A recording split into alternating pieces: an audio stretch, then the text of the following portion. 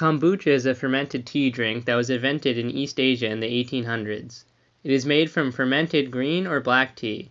Although this tea has been around for a long time, it has recently garnered a large fan base due to its alleged probiotic properties. In fact, sales of kombucha are predicted to approach $3 billion by 2024. Normal kombucha is made using the ratio of 1 cup of normal tea to an 1/8 cup of sugar and a 1/4 cup of previously fermented tea or vinegar. The water used for the tea must be unchlorinated and unfluoridated to keep the microbes in the tea healthy. To this base, a SCOBY is added.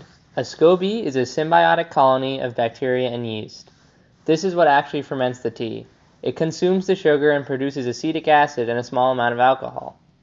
In 2010, some kombucha was recalled for having too much alcohol, so I wanted to find out what could have caused more alcohol to be created. I made 6 different jars, varying the type of acid initially added, the amount of sugar, and the presence of actual tea. Through the fermentation process, I measured the weight of the SCOBY and the pH and density of the kombucha. While the weight and pH measurements were fairly straightforward, I had to be crafty to measure the density of the kombucha.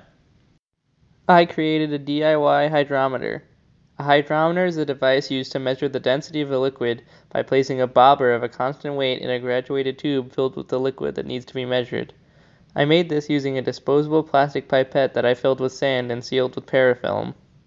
I monitored the progress of the fermentation for 14 days, and I gathered a lot of interesting data.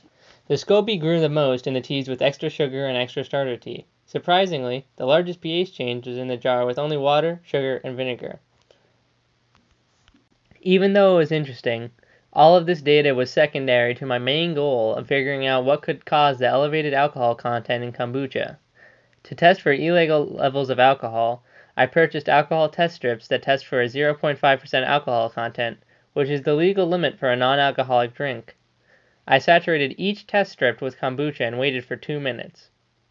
As it turns out, none of the jars had a measurable amount of alcohol.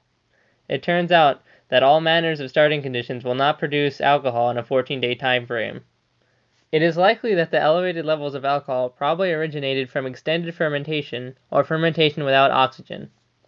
Although the bacteria and yeast in the SCOBY respire aerobically, the yeast can ferment anaerobically to create alcohol. If fermentation continues after bottling, alcohol may be made instead of acetic acid.